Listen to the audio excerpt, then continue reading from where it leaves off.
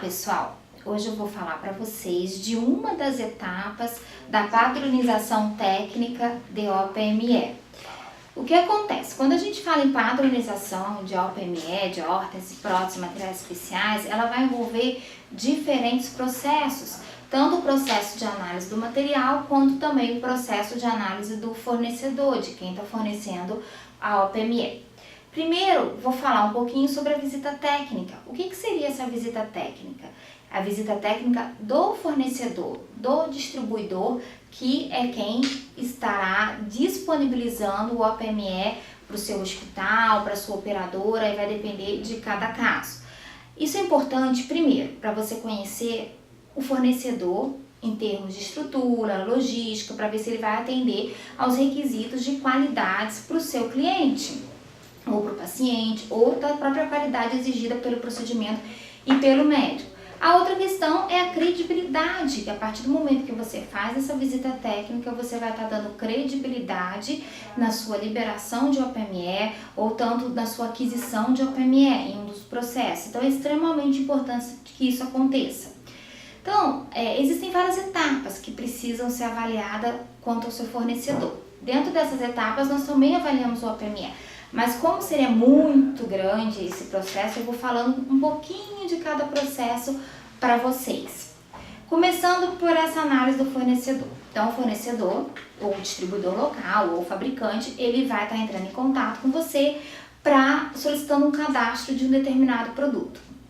Com isso, ele vai encaminhar uma lista com todos esses produtos, com o registro da Anvisa, o nome comercial. Pode ser que, inclusive, nesse momento não venha ainda uma proposta de valores, que não é o momento mais importante. O importante a primeira etapa é a análise técnica do material. Depois é que a gente vai passar para a etapa de negociação. E aí, a primeira coisa que a gente vai ter que ver é, esse produto ele tem demanda? Ou no meu hospital, ou na minha operadora, ou eu já tenho muitos produtos concorrentes que já atende a minha demanda. Então, se ele tem demanda, se tem necessidade, vale a pena. Então, a primeira etapa é aquela análise mais simples, né? Então, um catéter diagnóstico. Eu tenho muito volume de catéter diagnóstico. Um stent coronário farmacológico. Nossa, mas eu já tenho muito stent, eu não sei se eu quero cadastrar mais stent. Então, a primeira coisa que eu vou fazer é analisar a demanda. Se eu não tenho demanda, e muitas operadoras elas não querem, ou hospitais não querem colocar uma variação muito grande de padronização técnica para não dificultar o processo de avaliação da qualidade e tudo, eu explico que para esse linha de produtos eu não vou precisar nesse momento e fico aberto para um próximo momento de novas linhas ou novas tecnologias. E aí eu posso estar justificando como um caso de suficiência de rede, isso pode acontecer. Claro, se eu tenho demanda, já tenho uma suficiência de rede, mas esse fornecedor ele tem qualidade no material e ele vai trazer um produto com valor competitivo, vale a pena também de eu estar analisando. Se eu tenho essa demanda, então primeiro eu vou fazer a análise técnica do material. O que seria essa análise técnica do material? Os materiais que já são conhecidos, que já são utilizados, que já apresentam assim consagrados as suas utilizações, eu vou analisar só comparando com o que eu já tenho. Agora, os materiais que são considerados novas tecnologias, aí eu vou precisar parar e fazer uma análise de medicina baseada em evidência. Então, eu não vou entrar nesse detalhe, depois eu vou fazer uma apresentação sobre isso, mas a gente vai pegar todos os estudos que existe em literatura mundial, comparativos, o que é feito hoje, o que pode ser feito, o que ele vai trazer de benefício clínico para o paciente um determinado produto, se ele traz só custo ou se ele traz benefício.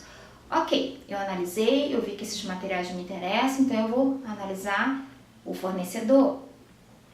E são etapas que vocês podem estar construindo em paralelo, porque também não adianta eu fazer toda a análise de material, finalizar e eu ver que esse fornecedor não tem condições de me atender. Então eu vou ter perdido um tempo analisando o material e um fornecedor que não vai atender os requisitos de qualidade que eu preciso para atender bem o cliente.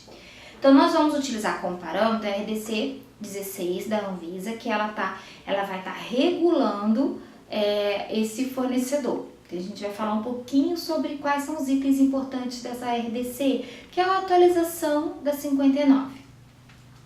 Então, com isso, nós vamos estar, depois dessa etapa de análise de materiais, nós vamos estar fazendo a análise do fornecedor por essa RDC. E quais são os destaques que eu tenho dessa RDC? Bom, primeiro, documentos cadastrais.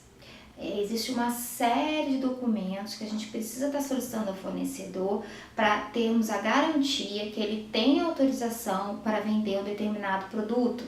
Como vocês sabem, né, na própria Anvisa, o nome que vem ali do fornecedor é o nome do importador ou fabricante, mas é o nome da empresa responsável, detentora do registro da Anvisa.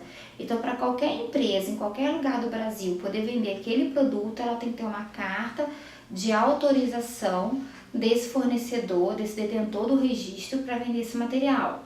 Aí existem outros materiais, a licença sanitária, a municipal, seria importante também contrato social da empresa, certificado dos materiais junto ao Ministério da Saúde. Aí pode estar pedindo todo o diário oficial, a cópia, né, do diário oficial, também autorização de funcionamento e sempre que possível o certificado de boas práticas. Hoje só existe a obrigatoriedade das boas práticas de fabricação. Então, se ele vende algum produto nacional, pode estar verificando se existe o certificado do fabricante. Agora, tem distribuidor que tem certificado de boas práticas de distribuição e outros não têm, de importação. Mas o fato dele não ter o certificado, nada impede que ele faça todos os processos. O certificado é uma confirmação documental que todos os processos de segurança e qualidade são realizados. Além disso, é importante verificar se o fornecedor tem um manual de boas práticas, um manual de processo, se ele tem algum caso de recalde, algum produto dele, como que ele o que ele faz com os produtos vencidos, se aquele produto que ele é descartado, como que é feito esse recolhimento desse lixo, se existe certificado do recolhimento, se ele tem algum carro que faz transporte, independente qual é o tipo do carro, se o transporte do material tem um container, se esse carro ele tem a licença da Anvisa para transportar produto médico. Então são questões que são importantes para garantir a qualidade do material que vai chegar no cliente. Não adianta o material ter a melhor marca, a marca assim mais famosa, mais conhecida, se ele não for cuidado, sair do fabricante ou do importador, chegar na distribuidora, empresa fornecedora, e ele não for colocado, ter mesmo cuidado de armazenamento, logística, do que saiu do fabricante, e ele chegar no hospital e o hospital também não fizer esses mesmos cuidados, né, essas mesmas questões, com certeza o produto ele poderá estar prejudicando e com isso a efetividade, a segurança do procedimento também. Essas RDCs, o que ela diz, né? Ela determina os fornecedores dos produtos médicos o cumprimento de requisitos de boas práticas, né, de fabricação e de distribuição dos produtos médicos, né? Alguns requisitos do sistema, então nós temos aí, tem que ter uma responsabilidade gerencial, uma política de qualidade e nesse caso, com tudo que vem acontecendo no Brasil, eu acrescentaria inclusive uma política de compliance. Hoje não dá para não falar nisso, como que é a política comercial da empresa, se existe com regras de compliance ou não, é algo que cabe estar sendo solicitado. A outra questão, se são feitas auditorias internas dentro da empresa, se existe processos de qualidade, como que é feito o organograma da empresa, qual a responsabilidade de cada um, como que é dividida as atividades, se existe treinamento para essas pessoas, que a gente chamaria até de auditoria de qualidade do pessoal. É importante também, se um distribuidor ele vende um determinado produto, e normalmente distribuidores locais, que a gente chama aqueles que vão fazer o atendimento direto, ele nem sempre trabalha com uma só marca ou com só uma linha de produtos. Então, se ele recebeu o treinamento do fabricante, como treinar também os médicos, os hospitais, em termos até da utilização do produto, né, e também do armazenamento, controle de temperatura, umidade, entre outras coisas mais, né? E com isso, aqueles que têm o certificado, vai ter o certificado da Anvisa dizendo que realmente ele tem as boas práticas ou de fabricação ou de distribuição. mas aquilo que eu comentei anteriormente, não é obrigatório o de distribuição, só o de fabricação, mas nada impede que o processo existe. Outra questão, a Anvisa ela vai estar classificando os produtos de acordo com o risco. Então a gente tem o classe 1, né, o classe 2, o classe 3 e o classe 4. Lembrando que o 2 e o 3 é o médio risco, né, o 3 alto risco e o 4 é o altíssimo risco, né, o risco extremamente alto. Então, de acordo com o tipo de classificação, tem que saber como que é feito o controle dentro da empresa de acordo com a classificação do produto, né. Então, é importante ter esse registro histórico. A outra questão são se os documentos eles são atualizados periodicamente. Tem responsável técnico na empresa, todo documento ele tem uma validade. Então, para saber se esses documentos eles estão sendo validados conforme a necessidade. Por exemplo, a carta de autorização do fabricante, umas têm validade por um período de 1 ano, outras não. Então, tem que saber se é por região, se existe a questão da exclusividade. Então, todas essas questões têm que ser levantadas antes mesmo de passar pela incorporação e análise do produto. O controle de compras, aí vem mais uma regulamentação que uma complementa a outra. A gente sabe que a questão das etiquetas de rastreabilidade, o controle das embalagens, isso tem sido muito colocado, a importância dessa garantia, principalmente para os produtos implantados, né? E esse controle ele começa lá na compra. No momento que o distribuidor ele adquirir um produto do fabricante, já tem que vir a rastreabilidade ali. Então, ele tem que manter toda essa rastreabilidade. Então, ele faz certificação de quem ele está comprando? Seria uma pergunta para fazer para ele. Ele certifica que ele está comprando o produto do cliente correto, do fabricante correto, um produto que tenha uma rastreabilidade, porque senão essa rastreabilidade vai se perder já nesse momento. E aí não dá para nem a operadora, nem o hospital, nem o médico dar continuidade a esse processo de rastreabilidade e identificação do produto, né? Principalmente os produtos de classe 3 e 4, né? E essa rastreabilidade, ela vai iniciar ou no momento da importação, aqui no Brasil, né? Ou no momento da fabricação, no caso, quando o produto é fabricado aqui. Porque ela vai identificar a matéria-prima do produto, né? Então, por isso que é de extrema importância. Amanhã ou depois descobre que um determinado produto, devido ao problema da matéria-prima, ele vai precisar retirar do mercado, então tem que recolher todos aqueles lotes daquele produto que foram fabricados com aquela matéria-prima. Então, como que é feito isso, né? A Anvisa ela vai estar liberando isso no porto, né? E quando é fábrica, ela vai estar fiscalizando todo o produto, toda a matéria-prima que é utilizada. A outra questão, né, que a gente tem que ver é em relação a toda a parte de registro do material. Se o registro está vencido, se o registro não está vencido, a validade. Lembrando que se o registro ele venceu e o importador, o detentor do registro, ele entrou com uma validação 6 meses antes do registro, normalmente eles entram em 1 ano, mas se eles entraram 6 meses antes e ele apresentar o protocolo de validação, aí entra dentro da RDC da Anvisa 250, então que houve uma falha, por isso é que não foi renovado, mas o produto ele pode ser comercializado.